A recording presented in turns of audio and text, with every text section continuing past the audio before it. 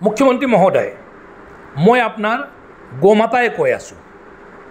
আপোনালৈ মোৰ কথা আগবঢ়োৱাৰ আগতে মই প্ৰথমে ভগৱান বিষ্ণুৰ ষষ্ঠ অৱতাৰ পৰশুৰাম আৰু ভগৱান ৰামৰ এটা সৰু কাহিনী ক'ব খোজোঁ।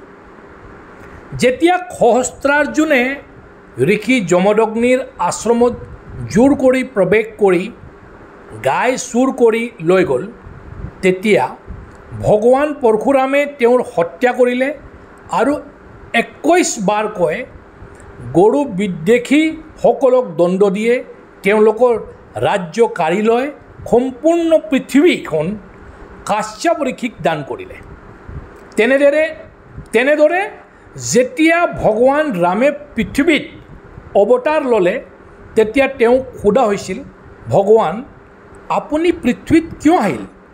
তেতিয়া তেওঁ যি উত্তৰ দিলে, এই কথা গোস্বামী তুলসীদাসে ৰামচৰিত মানসত এইদৰে লিখিছে, বিপ্ৰধেনু অৰসন্তহিত লীন মনুজ অৱতাৰ, অৰ্থাৎ ব্ৰাহ্মণ গৰু আৰু সন্তসকলৰ কল্যাণৰ বাবে মই মানুহ ৰূপে অৱতাৰ ল'লোঁ।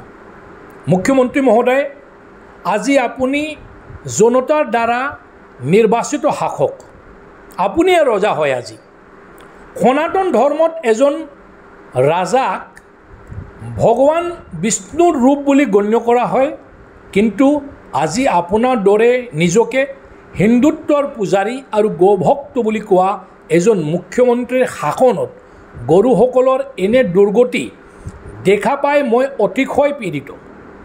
গৰুসুঁতিৰ গীৰ গাই হ'ব নে আপোনাৰ মন্ত্ৰী বিধায়কসকলৰ গৃহস্থলীত বা গোশালালৈ লৈ যোৱা গাই, নে সেই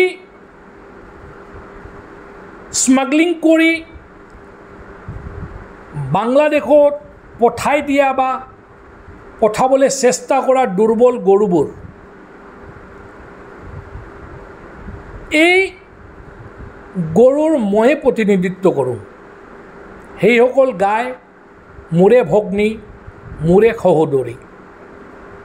এই চোৰাং চালানত কেইদিনমান আগতে উত্তৰ অসমত আপোনাৰ দলৰ ভাৰতীয় জনতা পাৰ্টীৰ এজন নেতা আটক হৈছিল।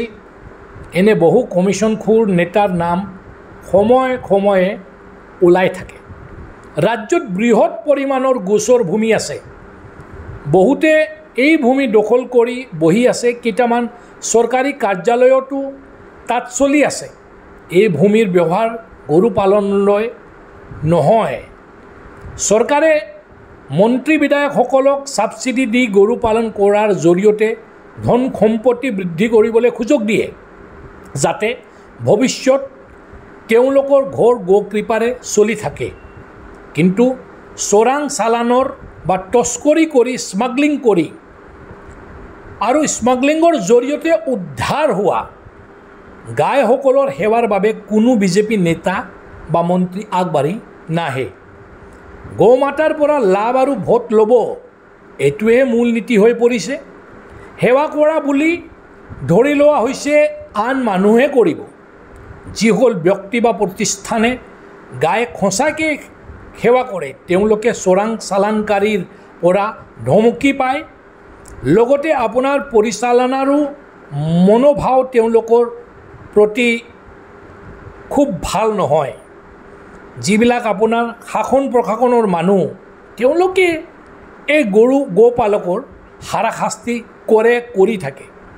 আপুনি ৰাজ্যৰ মুখ্যমন্ত্ৰী, আপোনাৰ ইচ্ছা অনুসাৰে ৰাজ্য চলে, কিন্তু গৰুৰ পালন, সংৰক্ষণ আৰু বিকাশৰ ক্ষেত্ৰত আপুনি কিবা এটা প্ৰমাণযোগ্য কাম কৰিছে বুলি ক'ব পৰা নাই। মন্ত্ৰীসকলক ছাবচিডি দিয়াৰ বাহিৰে। ৰাম নাম হৈছে সংসাৰৰ পৰা পাৰ কৰাৰ এটি মাধ্যম, এটা জৰিয়া।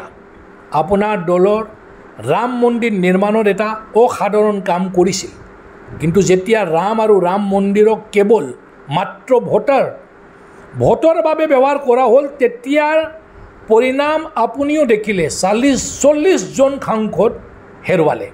আজিকালি গৌ মাতাৰ নামত ৰাজনীতি চলিছে। এটা ফালে মোক মা বুলি ক'লে আৰু ভোট বিচৰা হয়, আনফালে মোক গাহৰিৰ লগত সমান অৱস্থালৈ নমাই দিয়া হৈছে। এই অৱস্থা দেখিও মই নিজে একো কৰিব নোৱাৰোঁ। এই দুৰ্গতিৰ পৰা মুক্তিৰ বাবে মই ৰাম আৰু পৰশুৰামক আহ্বানে জনাব পাৰোঁ, মই আহ্বান জনাইছোঁ। কিন্তু মোৰ অন্তৰৰ বেদনা, মোৰ অন্তৰৰ পীড়া, মোৰ অন্তৰৰ দুখ মই আপোনাৰ সন্মুখত ৰাখিব বিচাৰিছোঁ, যাতে মোক লৈ কোনো ধৰণৰ ৰাজনীতি নকৰে। মোৰ গৌ বংশক যদি আপুনি বচাব পাৰে, আপুনি সঁচাকৈ যদি হিন্দু সনাতন ধৰ্মাৱলম্বী লোক, আপুনি সঁচাকৈ যদি সনাতন ধৰ্মত বিশ্বাসী, আপুনি সঁচাকৈ যদি মোক মা বুলি গণ্য কৰে, মই এটাহে অনুৰোধ কৰিম, যাতে আপোনাৰ মন্ত্ৰী বিধায়কসকলে মোক লৈ ৰাজনীতি নকৰে। মোক চুৰ কৰি নিয়াৰ প্ৰয়োজন নাই। মোক চিধা ৰাস্তাৰে তেওঁ আনিব পাৰে, মোৰ সেৱা কৰিব পাৰে। মোক লৈ ভোটৰ ৰাজনীতি কৰা প্ৰয়োজন নাই। মোক লৈ কোনো মোৰ তুচ্ছ তাচ্ছিল্য কৰাৰ প্ৰয়োজন নাই। কুকুৰ বা গাহৰিৰ লগত মোক সমান অৱস্থাত যাতে নানে, তেতিয়াহে মই সুখী হ'ম। এতিয়া মোক আপুনি সুখী কৰিব পাৰিব নে নাই, এইটো আপোনাৰ ওপৰত নিৰ্ভৰ কৰে, ৰামৰ ওপৰত নিৰ্ভৰ কৰে, পৰশুৰামৰ ওপৰত নিৰ্ভৰ কৰে। বন্দে মাতৰম, ভাৰত মাতা কি জয়, জয় আই অসম। চাই থাকক নৰ্থ ইষ্টক, ছাবস্ক্ৰাইব কৰিবলৈ নাপাহৰিব। ধন্যবাদ।